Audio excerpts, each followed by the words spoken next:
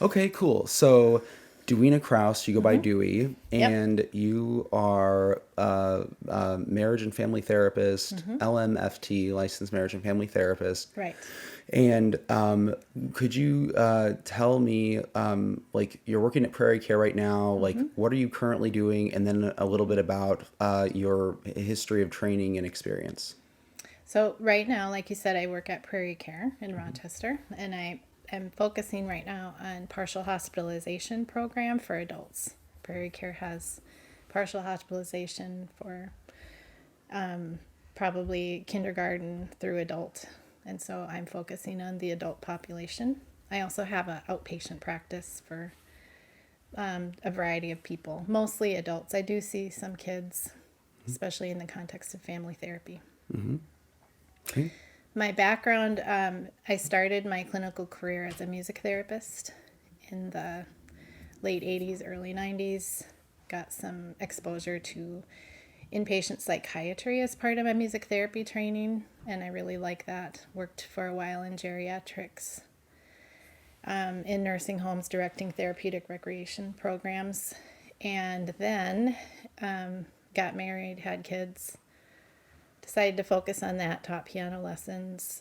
And then I worked for Zumbro Valley here in Rochester for a while when I was getting my master's degree in their dual disorders program. Cool.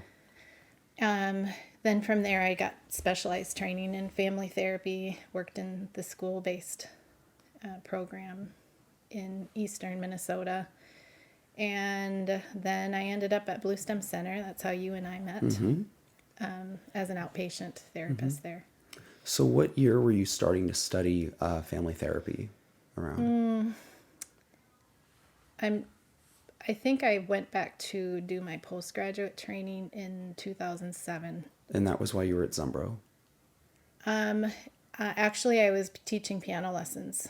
Oh, wait, My okay. kids were at the kind of end of preschool age, and my husband and I decided it was a good time if I wanted to independently practice and have the freedom that comes with that and the flexibility. So we just went for it. Maria was in kindergarten. Okay.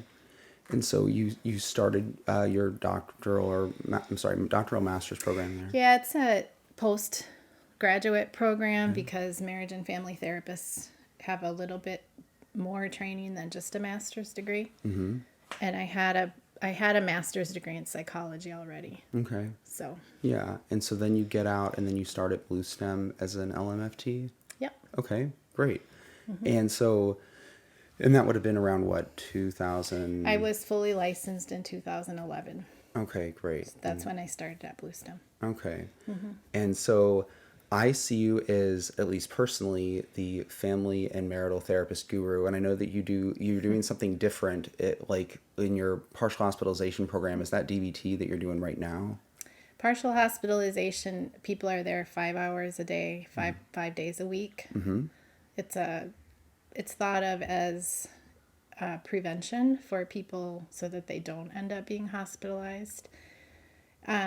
So I'm trying to remember what your question was. Oh, just like right now, we could do a couple things at Prairie Care as Yeah. far as, one of them is that you lead groups. And I was Yeah. wondering, is that DBT groups? No, not necessarily. We do teach a lot of DBT skills and cognitive behavioral therapy skills, a little bit of acceptance and commitment therapy, a lot of psychoeducation. Sometimes I tell the patients it's kind of like getting a mini clinical psychology degree, like a fast course in 4 years, because we go through human development, relationship skills, understanding the physiology of stress and trauma. So they learn a lot of things. I run process group, and then I'm in charge of the individual sessions and diagnostic clarification. Ooh, okay. That's a Yeah. cool division. Along with the rest of the team, yeah. Okay. So, and then also, aside from working in a group with patients, you also see individuals, and I know that I've certainly referred couples to you and Yep. families, and that's really what I'm interested in today is to kind of hear about if a family were going to engage in family therapy, and I know it's going to look different, whatever the therapist is, it might look different depending on the clinic they're at, and so on. But if you can give some idea generally And then you can personally too, what, if there's differences there, but like what would a family, what would it be reasonable for family to expect if they were going to get family therapy and they, start? So I think most of the time, if somebody's entering the clinic for family therapy and they have young children, most of the time the therapist will meet with the parents alone first to sort of map out things that the family is doing well with, what their strengths are, and then talk through what it is that the parents want to work on. A lot of times people come in, the child is what we call the identified patient. Part of that has to do with how insurance companies do their work, which is you bill based on one patient. But when someone comes in for family therapy, even though the parent may have this idea that their child is the patient, I really don't see it that way. I see it that the family as a system, as a functioning body, is the patient. And so I'm wanting to start to get an idea of how they function together relationally, closeness, distance, how they manage conflict. So I'm going to want to know about that from the parents. I'm also going to probably start working on a genogram, which is a kind of a pictorial representation like a family tree. It looks a little bit more like a flow chart. And that gives a clinician as well as the patients kind of a surprising look at different patterns that you would see in the family system. So you said you meet with the parents first, and you don't just mean like I will tell families if I'm going to see a child, because I mostly see children and adolescents. When I meet with you the first time, I'll see the child alone first, and then I'll see the parent, then we'll meet together. And what I mean is the first half an hour or 45 minutes, I'll meet with a child. The second half hour, 45 minutes, I'll meet with the parents. But you mean when you first meet with the family, when you first start, you'll meet with the parents for several full sessions. There will be no child for the several first visits. Yeah, there's no hard and fast rule about that, because sometimes it depends on what the issue is, because some people will come in and what they're really looking to do is improve their parenting skills. And so then it probably is several sessions. One of the methods that I follow is called attachment-based family therapy. It's developed by Guy Diamond. He's on the East Coast. And his idea is that what we want to do is try to figure out what happened, usually with an adolescent, that they don't feel like their parents are a safe place for them or a safe base for them to come and talk about what's bothering them. Oh, this is so interesting. Yeah. Because you're also revealing a few things I didn't know. One of them is that, at least for the, typically you'll start seeing families when there is not only an adolescent in the family as opposed to younger age, but you'll also, at least for the families that you'll tend to run into, that the adolescent might be the quote identified patient, at least by insurance. The insurance company will believe that the issue had started with the child. And then the common situation for at least the parents involved is they're there to learn how to parent better. And then you'll start with how it came to be that the child did not find the parents safe to talk to about certain topics. Okay. Yeah. I think maybe what you're asking me and I'm not answering is the reason I meet with one of the reasons I meet with parents first is because I don't think the family wants me following them around for the rest of their life. So I really want to teach the parents some of the things that I know about how to take care of kids that have mental health issues. And I don't want to undermine their authority in the family. And so if I bring an adolescent or a child in too soon, there are things that I need to say that might seem undermining to the parents. So what I really want to do is train them for when we bring the child in the room, these are the kind of things I'm going to ask you to do. And one of the things I usually say to them is, when your child comes, it's going to seem like I'm on their side, so to speak. I'm not on their side. But if you bring a child into a room and add one more adult, it's pretty intimidating for them. And they're probably not going to open up or want to really work on things. And so I really need for that child to feel like I get them, I understand. And so if I can do all that sort of training with the parents up front, then when the child comes in, the session goes much smoother because parents will understand what I'm doing. And parents are the experts on their child. I don't want to undermine them. I don't want them to feel like I know more than them. I just want to help them. Maybe try a few different things, and maybe I can be kind of a buffer or a catalyst to help them be able to interact differently. Sure. So I'm going to be the angry 15-year-old for a moment and say that this sounds like you actually are aligning with the parents, and this is going to be about how I need to change, and I'm not really going to be heard. And even if I am heard in the session, then I know my parents are just going to look good in front of you because you're the therapist, and are actually going to change. And so what would be your response to that? Yeah, so that's another part of the process is that I try, especially if it's an adolescent, I try to meet with them alone before we do the full family session because I want to kind of acknowledge that for them. I want to like normalize the fact that another adult's coming in the room. How can we make this so it actually works for you?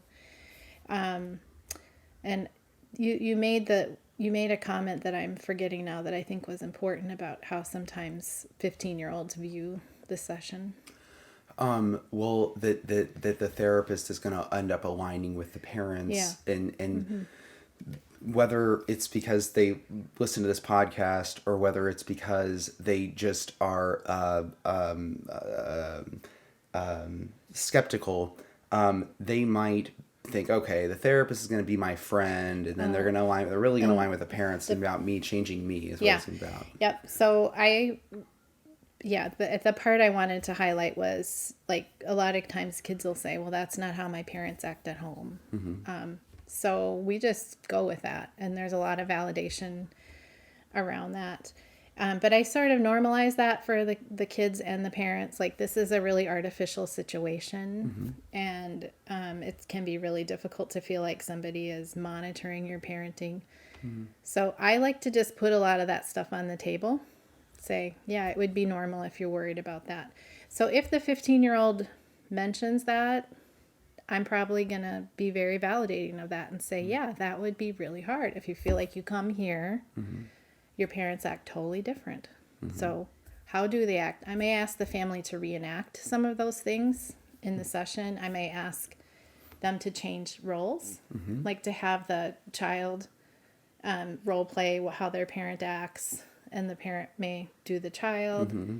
I may play the child. Sometimes I speak for the child with their permission, and then let them know, tell me when you think I'm off base or when that's not right. Because sometimes I can say things for them that it's really hard for them to say.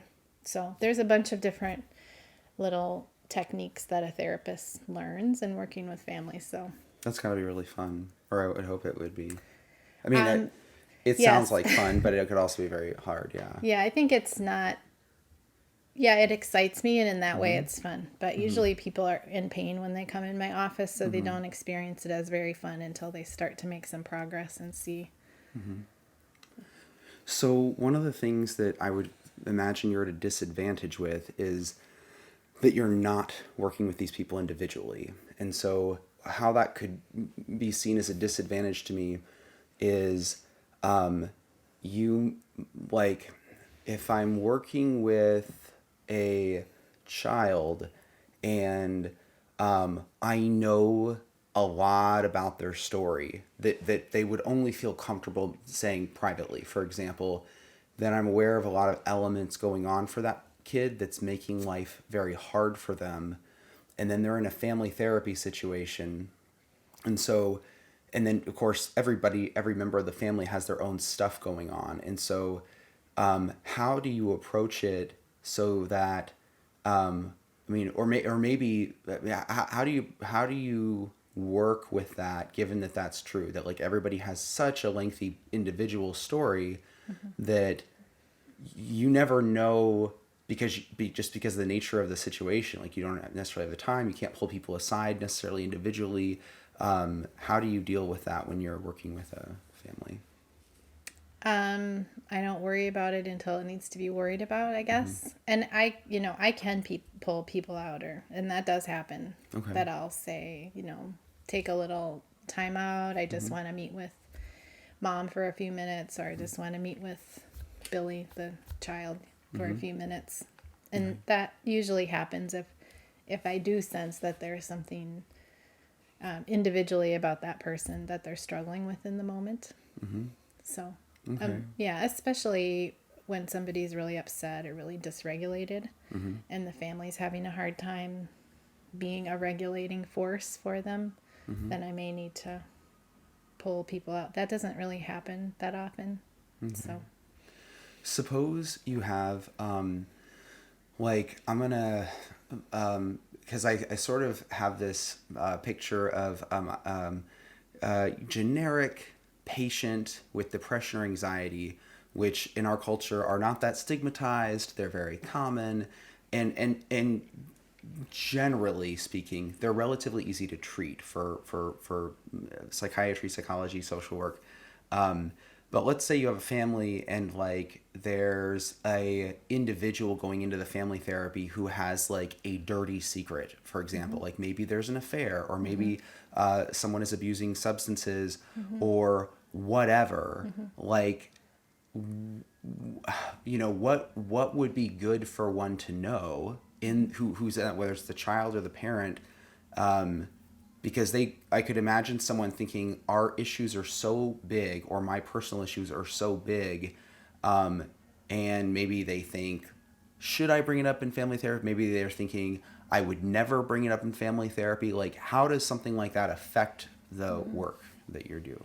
yeah, that's a really good question. Most of the time when I have like a classic family referred to me, that's, you know, mom, dad, child, or parent and child, I usually am getting that referral from a clinician that's done a lot of work already. And so I've got a lot of background information. It's different when I'm seeing a couple, because those referrals tend to come with less information behind them. So I'm doing a little bit more assessment at the front of a couple's session. My typical method for that is that I meet with them together and I do a lot of education, kind of similar topics that we're talking about here. One of those things we talk about is secrets. So different therapists manage this different. The way I've been trained and what fits for me is that I say up front that I have a no secrets policy. I'll just kind of say what I tell people. So that if you have a secret and it's getting in the way of the goals of the therapy, and I might find out about that secret because in the course of marital therapy or couples therapy, I meet with people individually. That's a normal part of the process. Or sometimes people may email or call me between sessions and they'll, you know, tell me something. An affair is really classic. My policy on that is that if I think it's getting in the way of the family reaching their goals, and by the way, if somebody tells me something in an individual session, across the board, that isn't something that I can share in the family session. So that might be important for people to understand how confidentiality works in family therapy. So within the family session, of course, if you say something, then it's meant for everyone. If I meet with you individually and you tell me something, I have to be really careful that I don't divulge those things within the family session. It's pretty tricky. Usually it's fine. Usually it goes fine. So what I say at the outset with couples is if there's a secret that I become aware of, I think it's getting in the way of your goals, I'm going to ask the secret keeper to work with me to figure out a way to tell this. Okay. And I'm not going to demand it be right now, but we'll work on that over the course of some time. And if you still don't think that you're able to share that, then I reserve the right to terminate therapy. And I've only had to do that once. Okay. Usually That's pretty good. Usually people are willing and see the benefit of being able to talk about what the secret is. And with that being said, secrets don't even really happen that much. But they do. And I've worked with quite a few couples that are going through figuring out how to repair their relationship after a betrayal. So, and most of the time that's already known. Is that answering your question Yeah, it about does. secrets? It does. And also too, just because at the adolescents I see are like talking in my mind right now. And Yeah. so just once more, can you repeat that if you're talking with a kid in family therapy privately and they say something that they want to keep a secret, do you bring that up in family therapy? Oh, yeah. So secrets are tricky with kids, right? Yeah, because so we have to go through all this at the outset of for informed consent. There are some secrets with kids that I can't keep. So, and some of those secrets are I can't keep it a secret if somebody's abusing you. So in the state of Minnesota, that's a mandated report. I don't have a choice about that. And there's a lot of details in that I'm not sure how helpful it is to go Yeah, into. I think it's okay to skip like it. if your parent's hurting you. So, but anyway, in general, if somebody's abusing you, I have to report that. If you're using substances or you're involved in sexual experimentation, whatever that looks like, that depends. It depends how old you are and your maturity level, whether or not I need to tell your parents. Chemical use, there's some rules in Minnesota about that with age, which are things that we go through at the outset. Usually I tell parents, so if I'm telling you your kid needs to go get a chemical health evaluation, you just need to do that. I can't go into details with you. So we walk through all that, but those are the kind of secrets I can't keep for kids. And then we figure out how to manage that. Again, these things don't happen that often. They happen, Okay. but not that often. Can you give me then like sort of a general sort of fake family that's sort of a typical case for you? Because it does surprise me actually that you don't run into secrets a whole lot or that sort of situation. So so yeah, what's a sort of typical case for you for family to start with? Well, And then- right now, because my caseload is so, I just can't take a lot of new patients right now. So most of the time, the family therapy I'm doing at this point is adults, and usually young adults, because in partial hospitalization for adults starts at 18, which is still adolescence. Sure. And so most of the time it's a very young adult and their parents. So for instance, I just met with I think she's 22 or 24. And she experienced a sexual assault at the end of high school. She didn't feel her parents handled it very well. Long story short, the parents knew the perpetrator. It's a mutual friend's child. So real tricky for this family. She was really struggling a lot with her mental health related to that trauma. Very scared of disappointing her parents. You know, this is your neighbors. These are people that you'd see on the street. They function well in the world.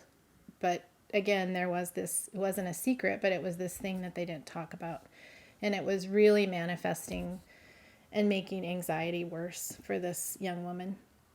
So I encouraged her, I can help you talk to your parents and help your family figure out how to manage this problem. So that's kind of typical of what I see now, is doing education, assisting young adults in figuring out how to communicate the support that they need, how to help their family understand how they're going to recover and stabilize from their mental health issues. Okay. And what would you say to someone who may be a member of a family and people are in this family are for family therapy or having those conversations except one of them, and we'll say it's one of the parents, and then the parent is very turned off to the idea of therapy, psychology. Should you get a visit with that person, like if they were to come in, how do you talk about this and what the goals are and why they would care to show up? Where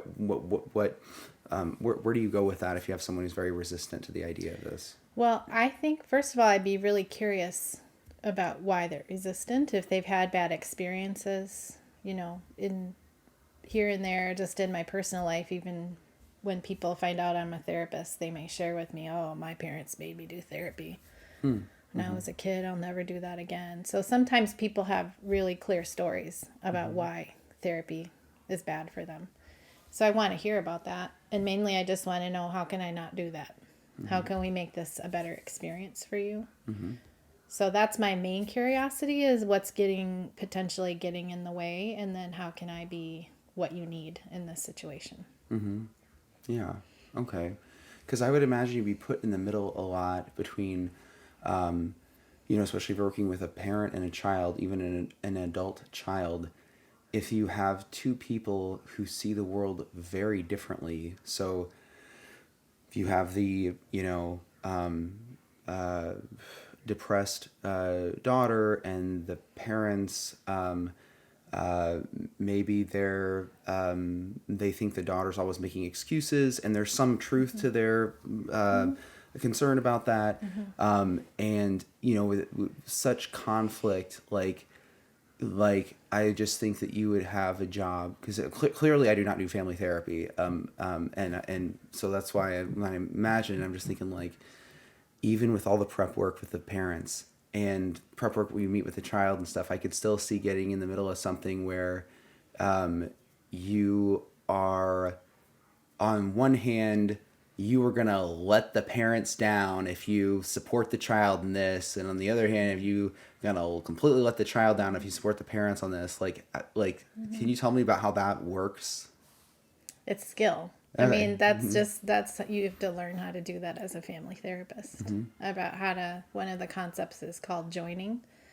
So joining the family in the sense of it depends on what theory, you're using. Some theoretical approaches would say when you're in the family room, you've actually become a part of the family system at that point.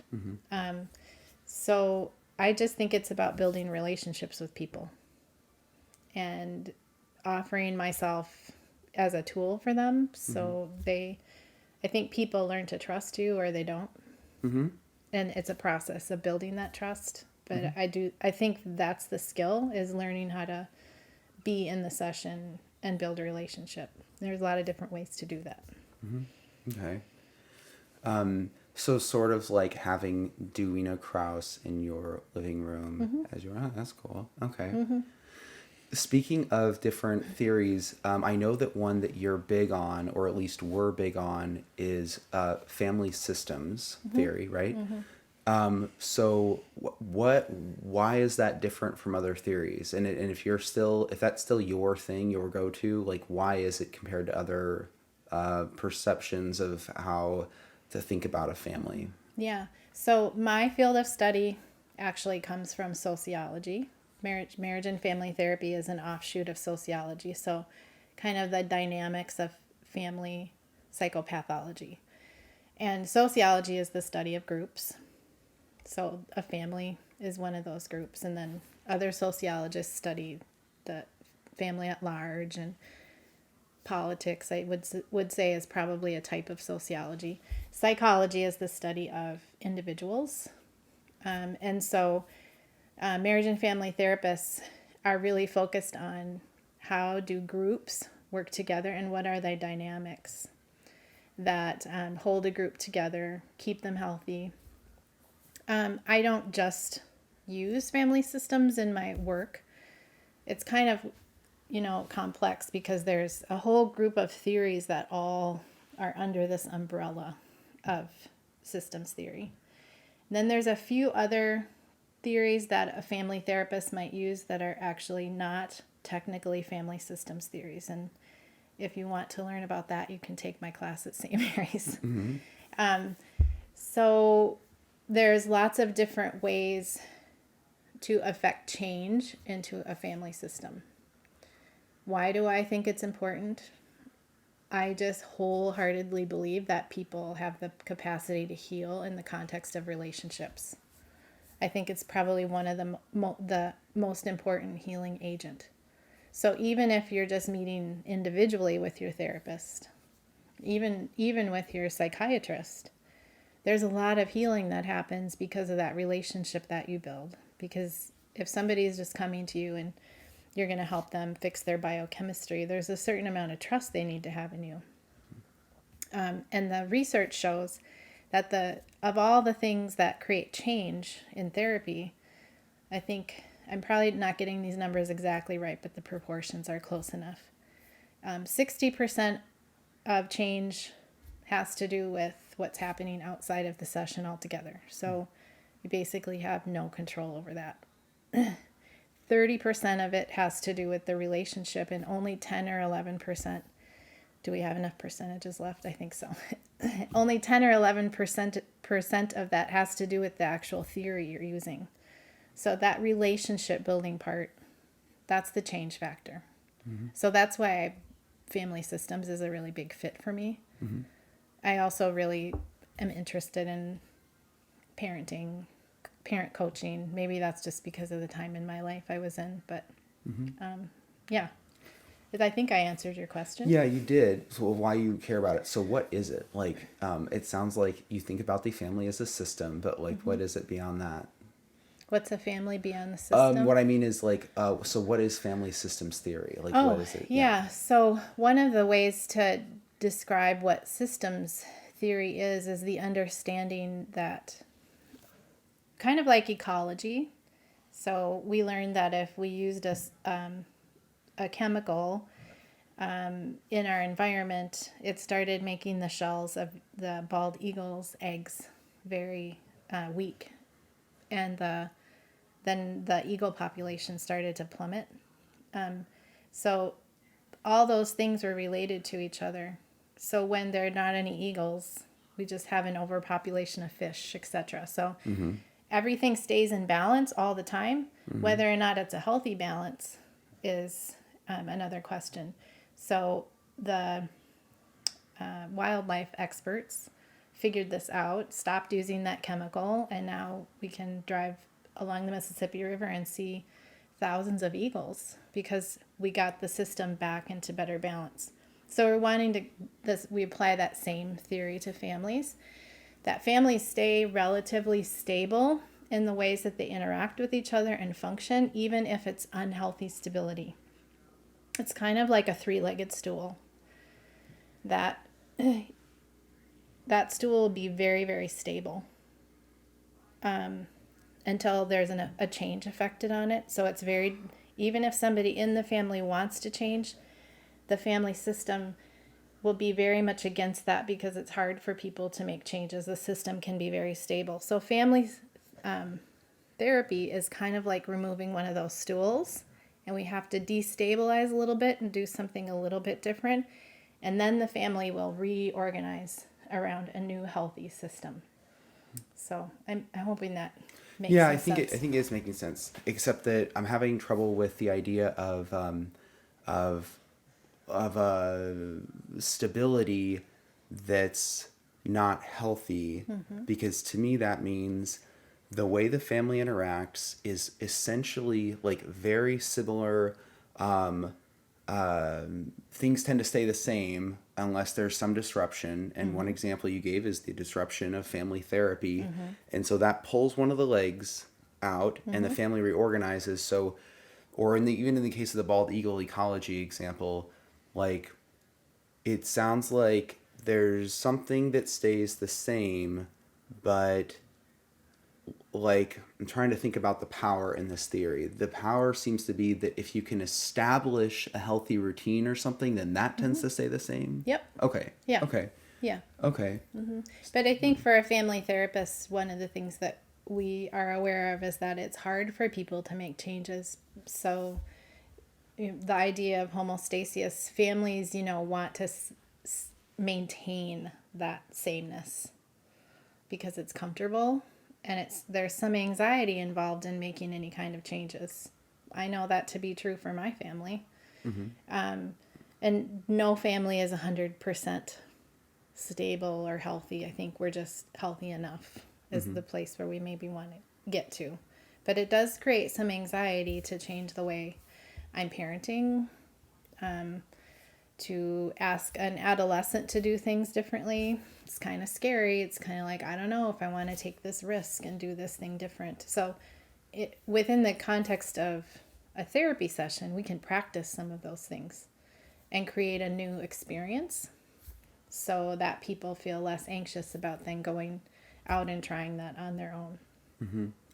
And do you buy into that idea that you hear a lot about how the reason that someone would be uncomfortable with like making a better choice or a healthier choice is because of the familiar, like in other words, like maybe the whole family wants to have more positive interactions, and the whole family can agree that yeah, if we all want to stop calling each other names and stuff, but the reason that they might revert to that is because it's familiar. Like what? How much does that like?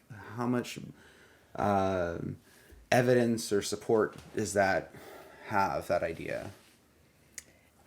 So you're asking me, why is it so hard to change even if we know that it would be better not to Yeah, argue? Well, I yeah. think some of that has to do with our brain physiology, right? Because when a person is upset, so if I'm upset enough that I'm going to call my brother a name, there's probably been a biochemical change in my brain that makes it hard for me to remember what the therapist taught me or to remember the things that I want to do because my brain gets taken over by emotion. And so I think that's some of the reasons that change can be difficult because our brain is in a state of dysregulation.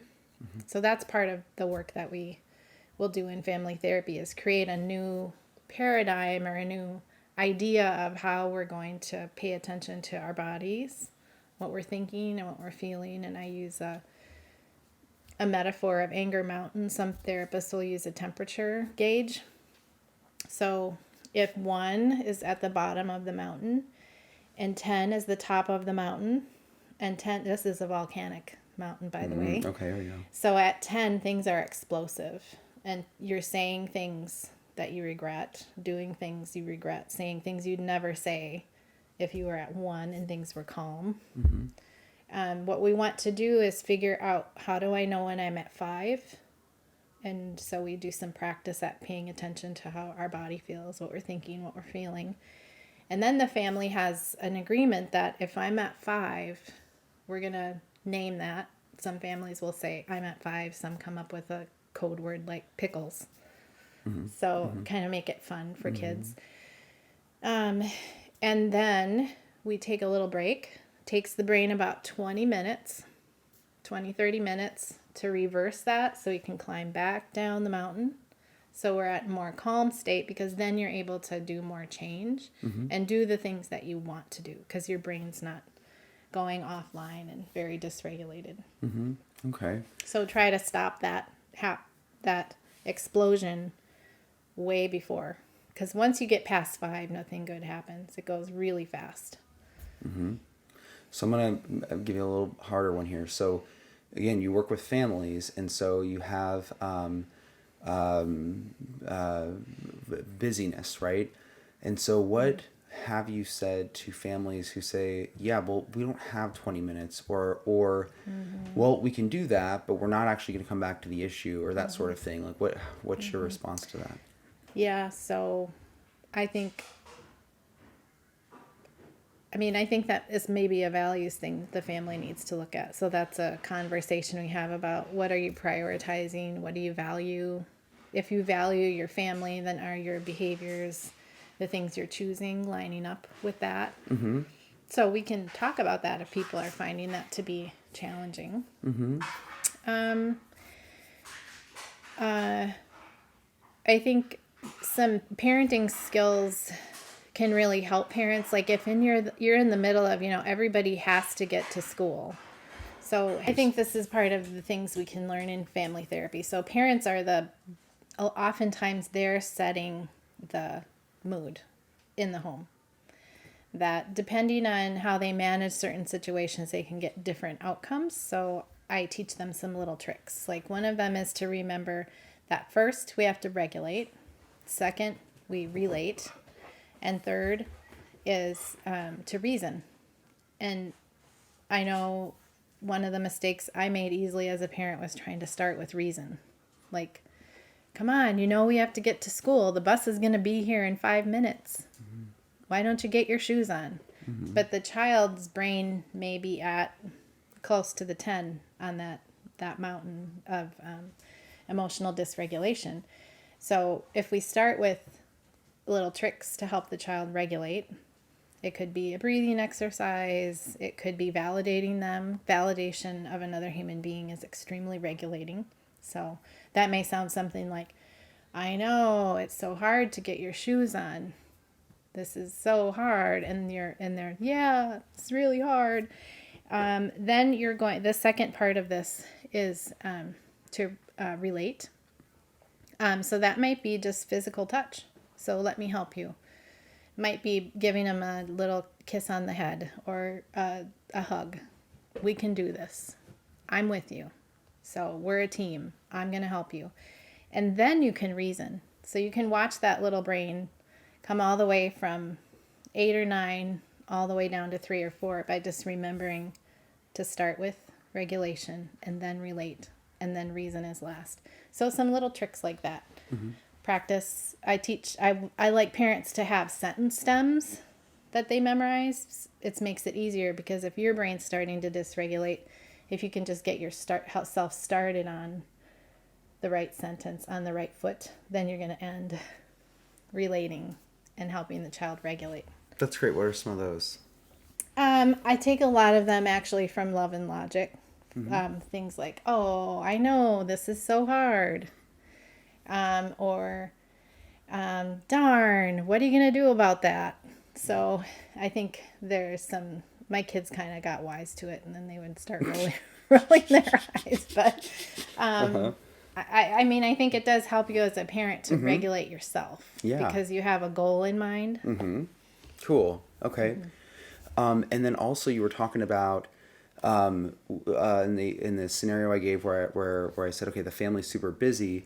Mm-hmm. And then you said that you'll have a discussion about values. And I think this is really interesting and important and a problem I think is so hard. So I am fortunate enough where I make enough money that I can work 4 days a week and I am my own boss and this sort of stuff that I have a lot of good things set up that, hey, it's more easy for me to live by my values. Mm-hmm.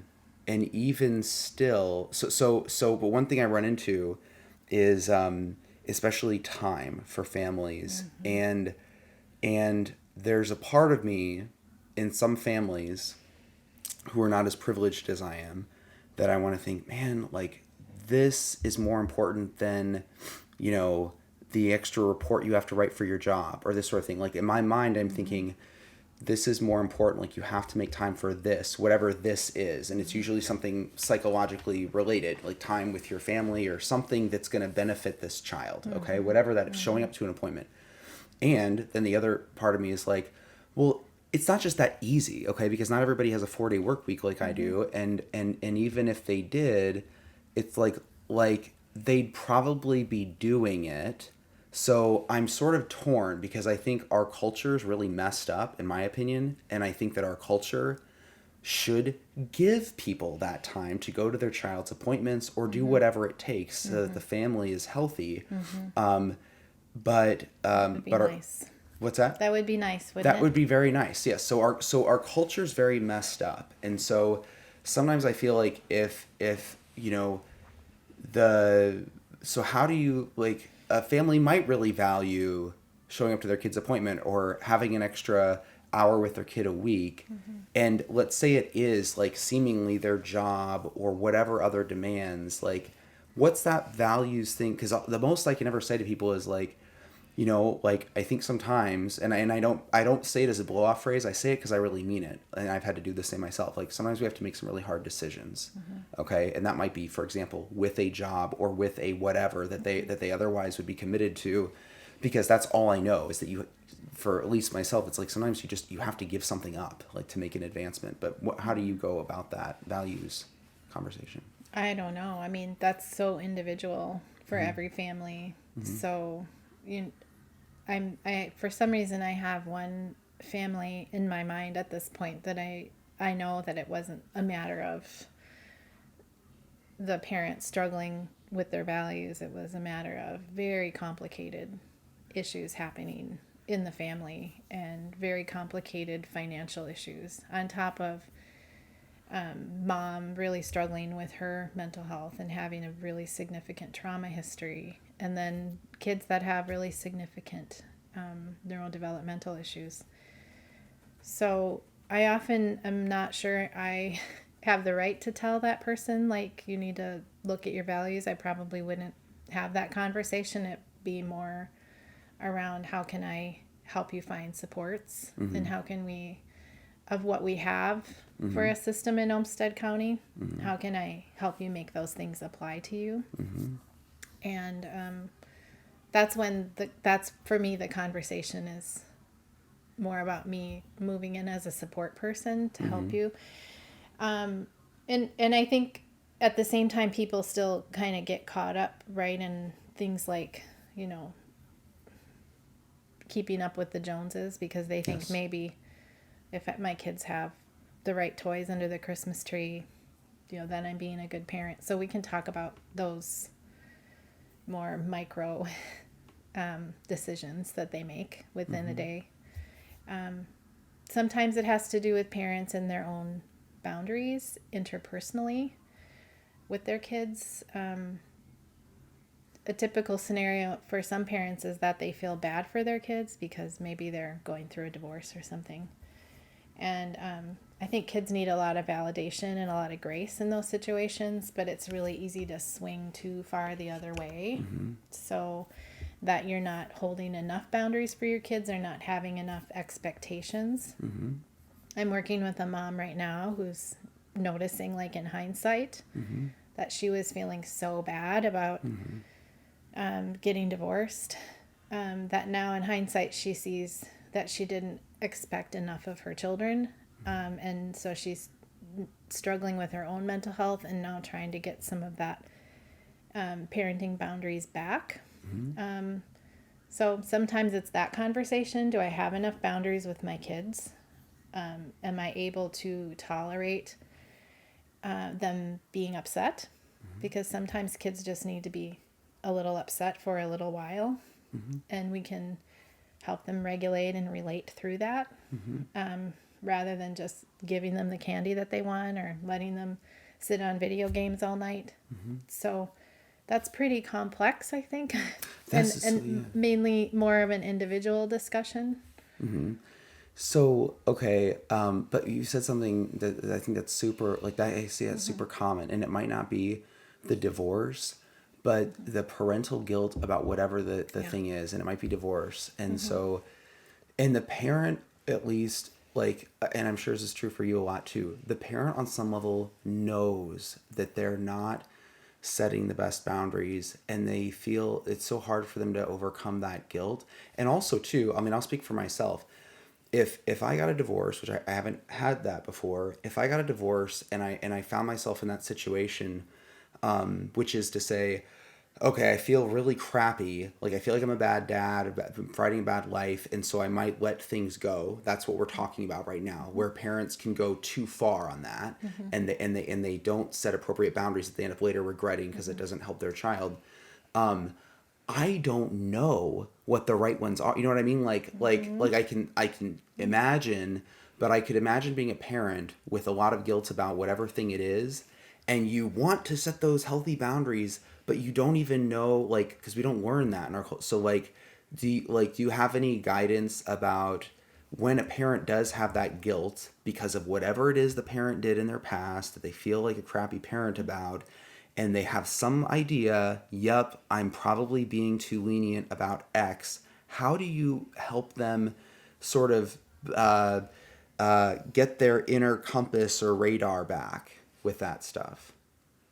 I think individually figuring out what a better balance would be, because it's anytime we're in either the black or the white, we're probably unhealthy.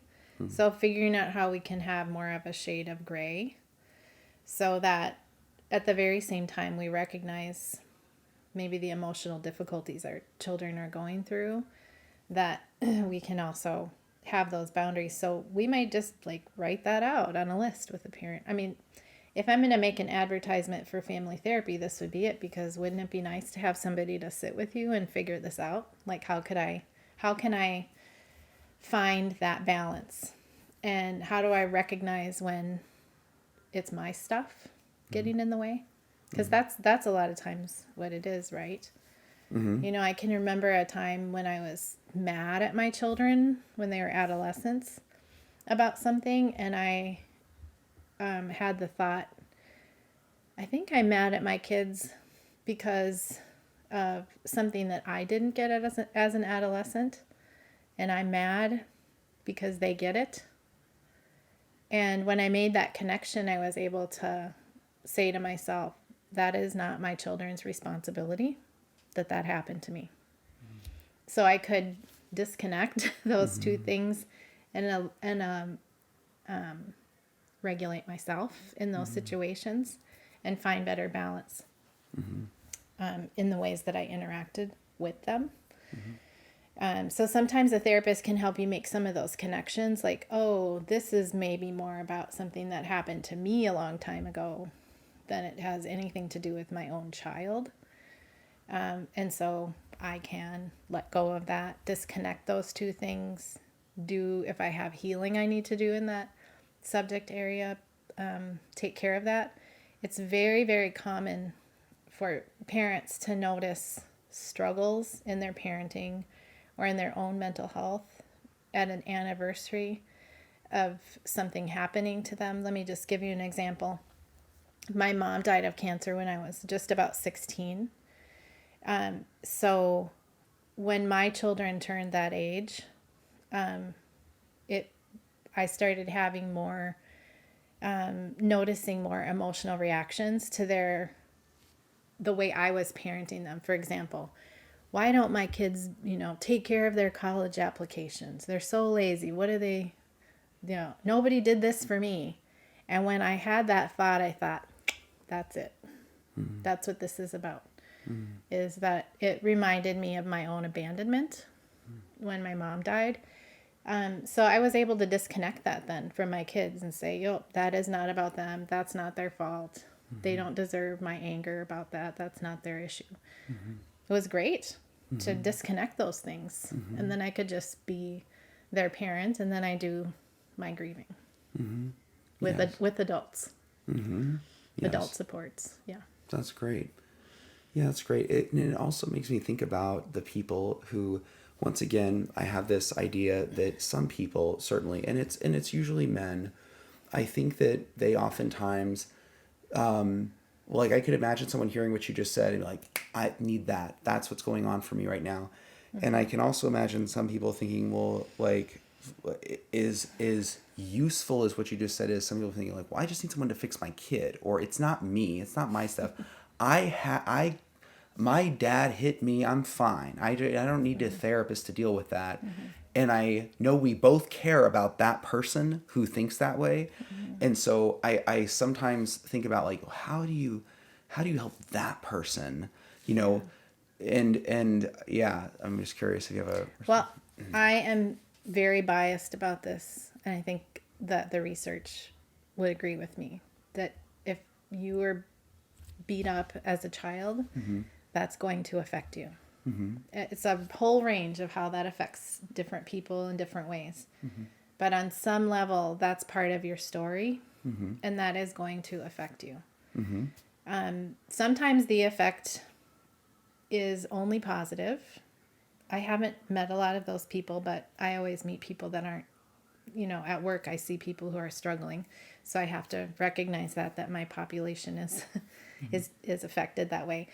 But sometimes it affects us positively. Like we do things very different with our own children. And I saw a quote recently from someone that said, it's more important to live your life in a way that makes your children proud instead of trying to live your life to make your parents proud. And so some people really do well with that they take this story of childhood abuse and they turn it around and do things really differently for their own children, and they find balance in that, and they don't overcompensate or undercompensate. But most of us, it's a lot trickier than that we see those things coming up in our life at different times. Sometimes it's not necessarily directly affecting our children, but our stress levels are going up. I've had a number of people who have come to therapy not understanding why am I all of a sudden really struggling with anxiety, or I'm having behaviors that I don't understand, that I never thought I would do anything like this. And as we have more conversation, they recognize, well, I did have this trauma when I was 12 or when I was 10. And I asked them, how old are your kids? Oh, my kids are 10 or 12. And it really aligns. Our brains have this anniversary memory. And that's just how our brains are. And it's actually very adaptive. It protects us, because if we can remember bad things happen, then we can stop that from happening again. It's a really adaptive brain function, but it doesn't work very well unless we recognize it, because then it can get kind of dysfunctional if we're not putting the puzzle pieces together. And I want to clear something up too, because I think everything you said was important. What I was not saying was that I absolutely agree, and I personally have never met the person who has a history of abuse and it hasn't negatively affected them, and that includes my personal life. Like, I have friends who had this happen. My thought is more the people who don't buy into it. That's what I like. To me, that's such an important population, because if everybody got this stuff and nodded their head along how important what you're saying is, then that would be a big improvement. And so it's like, how do you preach to those that aren't in the choir? Yeah. How do you I don't speak to know. them? Yeah. Okay. I mean, I think a lot of people respond better to like body physiology conversations than they do to like Yes. psychology, because somehow people think that's, lighter or fluffier. So there's some really great, I have a video that I especially like. It's on YouTube. It's called Trauma and the Nervous System, the Polyvagal Perspective, and it's kind of a little animated thing that shows your autonomic nervous system as a little cartoon character. It's kind of cute. And I think people, when they watch that, they can see, oh, this is physiology. This is how my brain functions. This is how my whole nervous system functions when I'm under stress. So some people that might be really appealing to them, to say, oh, okay, this is like medical. Yes, I that's mean, true. all of this is medical, in my opinion, but maybe that's an easier door for people to go into than psychology. Yeah, that's a good point. I'll put a link to that video. You said like you just made me think. I have seen this a lot too with parents who have a history of sexual abuse. Like, if their kid reaches the age that they were abused and like they have a really hard time. I've seen that before, where the kid gets that age, or sometimes it was unfortunately extremely early in the parent's life, and it's shortly after birth that the parent will have some kind of psychiatric crisis. Yeah. So I was thinking about the regulate, relate, and then the reason. Yeah. And it sounds like the regulate part is that you're helping the child to calm their autonomic nervous system in whatever way you do that. And then the relate, the idea is you find some way to make a connection with your child. Okay. Yes. All right. And you mentioned physical touch as an example, but it doesn't really have to be that way. It could be maybe a joke or an inside sort of. Okay. Sure. Yeah, okay. Sure. It could be just matching your child's posture. So if they're slumped on the floor, boots, mittens, and snowsuit, and homework spread all over, you just get on the floor, sit next to them, and match their posture. So there's some tricks, and it'll be dependent on your child. Some kids, touch isn't the last thing you want to do at that point. So Yes. And I think, at least for my daughter at this stage, she's 3. She's awesome. It depends on the time too, but I could imagine if I matched her posture, sometimes she'd be pissed. She'd think I was like making fun of her or something, when I wouldn't be. Yeah. But I know that there's other kids, and I was in generous that was very helpful with. Okay. I also want to just check the time, because I have more if you have time. It's 2:51.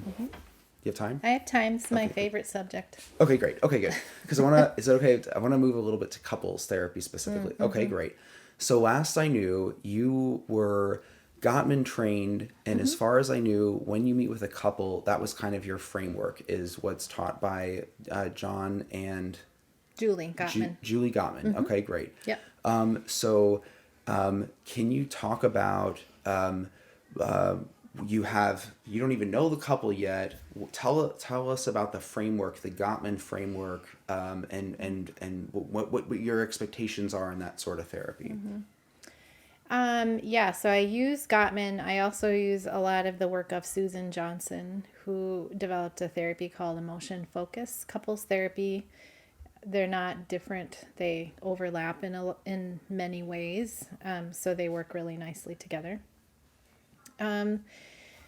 So can you give me like a problem? Because Sure. it's really Let's say different that depending on what the problem the is. fan they've been together for 15 years, and maybe they have a 12-year-old and a 7-year-old, and they've just both feel a little distant, and they don't go out on dates, and so there's no like physical violence, for example, and there's no like Sure. substance abuse, but they're unhappy, and maybe the what prompted the visit was one of them's in therapy and just mentioned that they kind of realize I'm not really a marriage, I'm not wanting divorce, but I'm not really happy in it either, and they talk about it and they decide to go to couples counseling.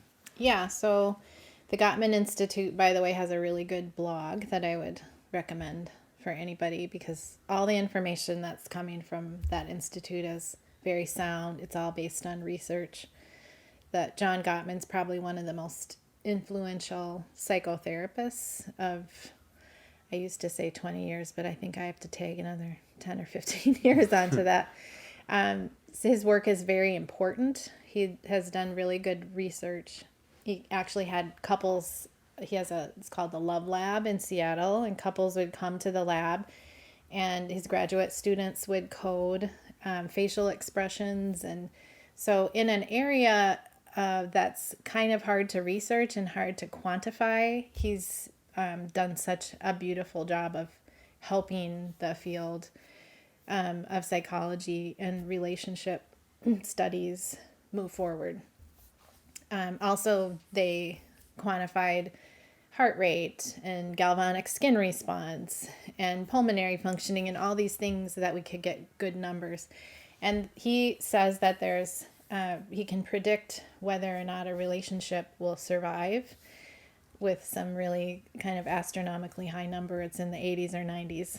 But he says that there are 4 things that spell relationship problems. Let's see if I can remember them. One of them is defensiveness, which is basically the inability to take personal responsibility for your part in the problem. And the remedy for defensiveness is the opposite, which is to take responsibility and to be able to see your part in the problem. And if you're really dysregulated, that's hard. That's one of the reasons we need to climb down the mountain.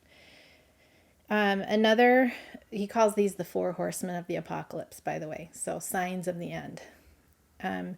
Another one of those is stonewalling, which is turning into a stonewall or basically refusing to communicate. And this isn't, I'm not meaning refusing to communicate because you're trying to climb down the mountain and re-regulate yourself. People who just refuse to talk at all, kind of silent treatment. And what the Gottman Institute found out about those people who are refusing to talk is that they really have a high state of dysregulation, and that's the way that they're showing it. So if you're stonewalling, the remedy for that is to re-regulate your body, figure out how to calm your body so that you feel safe enough to interact. The next one is contempt. So this is a general sense of dislike or bitterness or in some cases even hatred toward your partner. So this is when you're kind of saying crude things or making jokes that the other person doesn't think are funny. So I don't have my notes in front of me on this, but I think the remedy for contempt is to create a culture of appreciation. the Gottman Institute talks about small things often are what makes a relationship healthy. So making a habit in your relationship where you're showing appreciation very frequently. So it can be in very small ways, like thanks for getting your clothes into the dirty laundry hamper. Boy, that toast you made sure was good. You got the butter way out to the edge. So, or thank you for making coffee for me every day. So whatever it is, looking for excuses to show your partner appreciation. And then the fourth horseman of the apocalypse is, and this is where my anxiety hits. So can I remember all four? Contempt. Criticism. Thank you. Yeah. Good job. It was criticism. I sort of wanted to sit and watch you regulate, but I decided I'll be polite. I just go on my phone and look it up quick. So criticism. So criticism, the remedy is learning how to complain. So living with another person, whether that's your partner or a roommate or a sibling, is always going to be difficult. Human beings somehow find a way to be irritated by another person. That's just the state of humanity and being a human being. So learning how to complain in a way that doesn't hurt your partner is the remedy for that. So as a Gottman trained therapist, I'm doing a ton of psychoeducation about this stuff up front, teaching people how to have that conversation in which you can complain, but not criticize your partner. Having a soft startup instead of a harsh startup. So some of it is just learning different skills that you maybe didn't learn in your family of origin. Mm-hmm. Or in our shitty education system either. Right. Because a lot of those, kids could learn this stuff, Yeah, that's one issue I have with our culture too, is that a lot of just basic conflict resolution is not that difficult, but we don't teach it. So you do a lot of psychoeducation, right up front with a couple, and then so they get their psychoeducation and they have homework. Okay, they have their homework. All right, and then they come back, and then what are they doing in their sessions with you? Most of the time, I talk about that the session is you as a couple, you're out on the field, you're running the plays. And I'm your coach. I'm on the sidelines, and I'm watching you run the play. And I might, call in a few play changes or try this a little differently. But I want them to be interacting with each other, and hopefully, if things are going well, having a new experience of communication with each other. And most of the time when people think of communication, they think of talking. But we're also working on things like body language. And sometimes it can help to have some physical touch while you're communicating, like holding hands, making eye contact. So we're working on some of those things.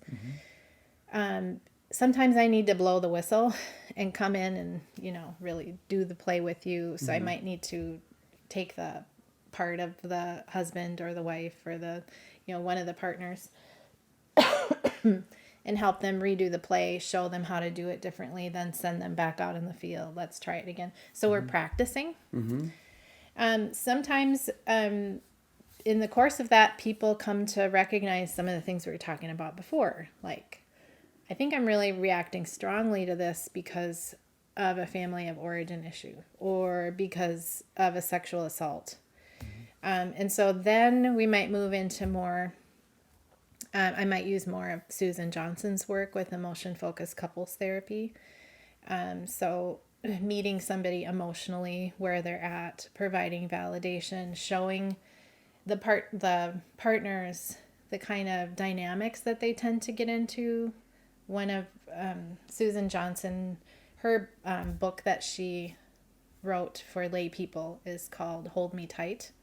And I think she wrote another one. I don't remember the name of that. But the first one was Hold Me Tight, which I would highly recommend.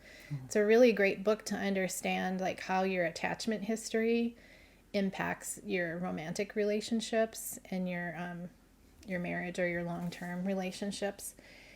So understanding these dynamics that we get into. So one common dynamic that people have is a pursuer distancer dynamic.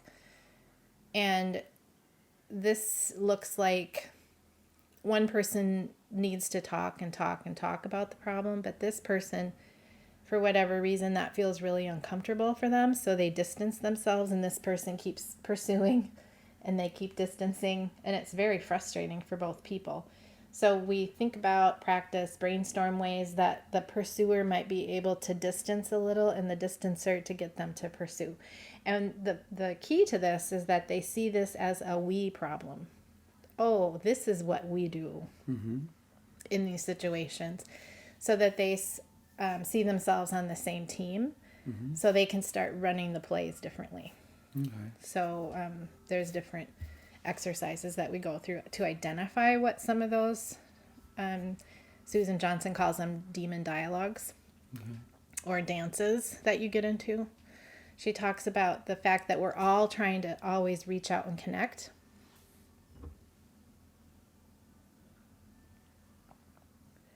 We're always trying to connect. We're always trying to find security and safety.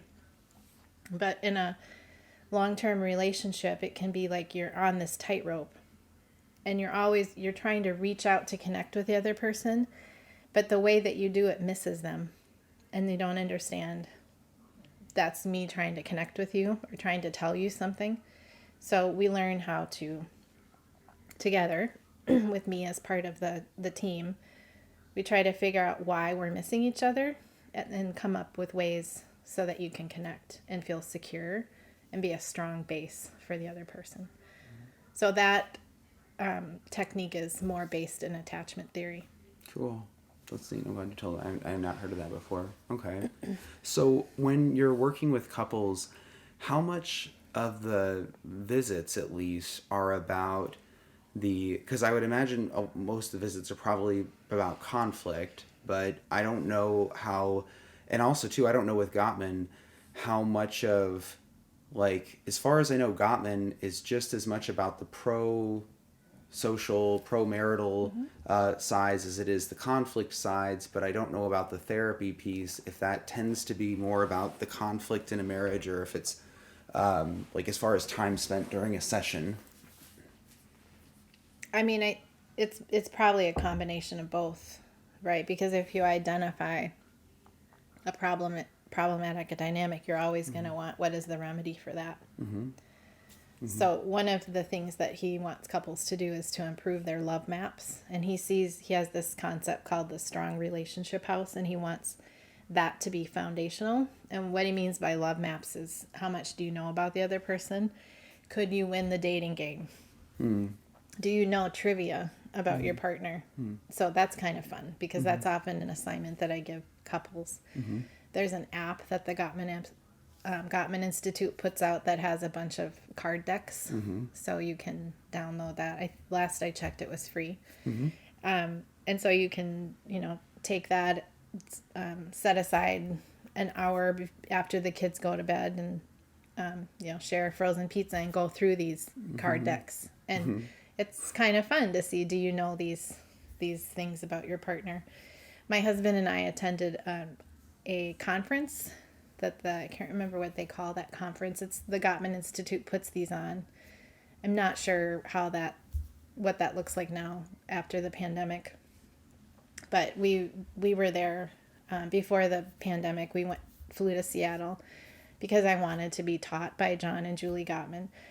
And they're getting kind of elderly, so that it seems like if they're going to teach, they're just in the Seattle area. So we went out and did this marriage conference. There's probably 500 people at this conference. So we spent the weekend with them, and they led us through all these exercises. And so one of the exercises was we split off to our own corner of the hotel and went through these really interesting questions. Like, I think one of the questions that I asked my husband was something like, when you think about yourself as a father and you think about your dad and the kind of father he was, what do you take away from that? And that's not necessarily something I'd ever asked my husband. So it was just a really nice time to get to know him better. So that's a very foundational part of the Gottman Institute's work, is working on building these love maps to share each other's dreams, know each other's dreams for the future. And so the Sound Relationship House is very Googleable if you want to look that up and find the image. Cool. Okay. And then also, suppose you're working with a couple and you're doing your, psychoeducation and stuff, and they're working on their love maps and this sort of stuff. And then I always go here because I'm just so interested, but like, then one of them reveals to you they've had an affair. Okay. I'm interested because like, at least for me, like one thing that like it just school sucks at, and my school sucked at, is like when you get curveballs and stuff. Yeah. And so and the curveballs are like part of everybody's real life.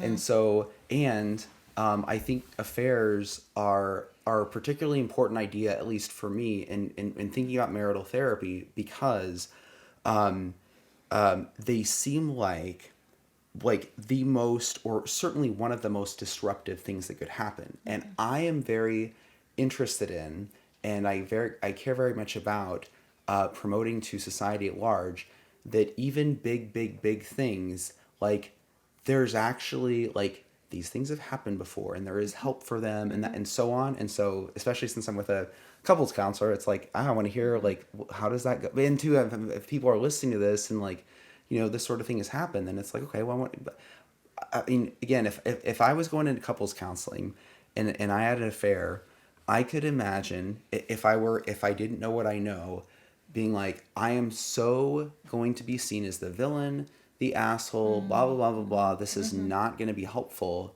And so that's another reason I ask about this. Yeah, that makes a lot of sense. I think it takes a lot of courage to present yourself as that person in the therapy office. So there's a certain order of things that we need to go through, but in a kind of a later stage of therapy, the thing that I'm wanting the couple to do is write their shared story. Like, how did this happen to us? What were the dynamics in our relationship? This is the phase where we've gone through being able to establish some of the facts of what happened. There's a middle stage. When someone is betrayed, there's a trauma response that happens, and so we need to attend to that. Often the person who's been betrayed has a lot of questions, so we try to balance out allowing them to find out the answer to some of those questions, but not finding out so many things that then becomes more traumatic for them. So there's a balance there. There's a really great book, John Gottman actually recommends it, called Not Just Friends. It's by Shirley Glass. Little trivia, that's Ira Glass's mom. He's a NPR guy. He's a child of a therapist. Okay. And his mom's actually a sex therapist, and sometimes he'll joke about that. And there is a This American Life episode where he interviews her. She's now passed away. But anyway, that is such a great book. It's really comprehensive about like how do affairs happen, why do they happen, what are the typical experiences that people have in an affair, and it pays a lot of attention to the experience of the person who has done the betrayal, because they, not always, but sometimes have a lot of grief and loss issues that they need to work on and they need to be validated for. So it's complex, but people can do this work. People can get through betrayals. And betrayals can be, they can be the classic affair, emotional and or sexual affair. But I've also had couples in my office where the betrayal is something like somebody was involved in criminal activity that affects the family. And they didn't tell anybody that they were involved in this. And then even admitting the details of it are pretty hard for the betrayer. So there's lots of different ways betrayals can show up in a relationship. And then I sort of set that same framework of healing from betrayal onto lots of different scenarios. Betrayal can be in addictions or depending how wide you paint the brush, not being honest financially. Sometimes that's because of addictive behavior, but that can be a betrayal. That one day you get an email and realize your spouse has 5 credit cards that are maxed out. So there's lots of different betrayals. And there's a process that we walk through, and you can get through it. It's hard work. I'm not going to lie. It's hard work. So I think John Gottman has said if people realized how hard of work it is to get through a betrayal, they would have thought that affair was not worth it. So anyway, That's funny. Okay, cool. Okay. There's a million more stuff I could ask you, but like I think those are like kind of the big ones, at least as like a sort of intro to family therapy and couples therapy for people about what to expect and how that kind of works. And I appreciate you also speaking to some of the cases I talk about, like at least for me, when I think about people that I refer, I know that some of the barriers I've seen before have to do with the kid who thinks it's going to be useless or that they're going to be have the spotlight on them or the parent, and then also of course parents and that feel like, okay, this is just not my thing, and how that goes. So just a little bit more about what people can expect. So are there things that you wanted to bring up that you think would be important for people to know broadly about what to expect from family therapy, things you wish everybody knew, anything like that, or couples counseling? I hesitate to say this because there's a shortage of therapists anyway, but I guess I just want to say make sure that the person you're working with is really trained in family therapy, because it is a specialty area and not every therapist is trained to do family or marital therapy. Even people who have the same license as I do, LMFT, not all of those people are trained especially. They're often not trained to do couples therapy. So it takes extra work, extra specialty supervision to really know what you're doing in these areas. So that's a question. That's great. Probably should ask someone. And would that just sound like what training do you have in couples counseling? What training do you have in family therapy? Anything else that a person should be listening for in the answer to that question? I think that can listen for in the answer that they have done class work. In order to, there's a lot of people that are licensed as it's called LPCC, and they are a master's level psychologist. Basically, they do that coursework does require a marriage and family therapy course, but it doesn't really provide a person enough expertise to be able to do family therapy. So they would need to work under supervision of somebody who does have an expertise in family therapy to develop those skills. So that's one of the things I'd want to hear, is that they have worked and done supervision. And if you're not in this field, you hear the word done supervision. That just means that you were working in the field and you met regularly with someone who could go over your caseload with you and give you some pointers, basically. Make sure you're on the right track or help you with your caseload. And that's something that I do, provide that to people who have finished their master's degree. They're working to get a license. Even people who already are licensed and they want to develop a specialty will often work under supervision. I've done that before with colleagues when I had a case where I felt like I needed to improve my expertise on certain subjects. So I think that's probably a really important thing to know. People that are social workers and they are licensed independent clinical social worker, they more likely have had some family experience, but not always. So it's just good to ask, is this something that you're trained in? And 9 times out of 10, people aren't going to take the case on if they don't have the training. But it's, I think, worth an ask before you spend too much time. Yeah, agreed. Yeah. Good. Okay. Awesome. Thank you. Okay. Dewina Kraus, thank you so much. I appreciate it. You're welcome, Thank Jordan. you. Thank you. Cool.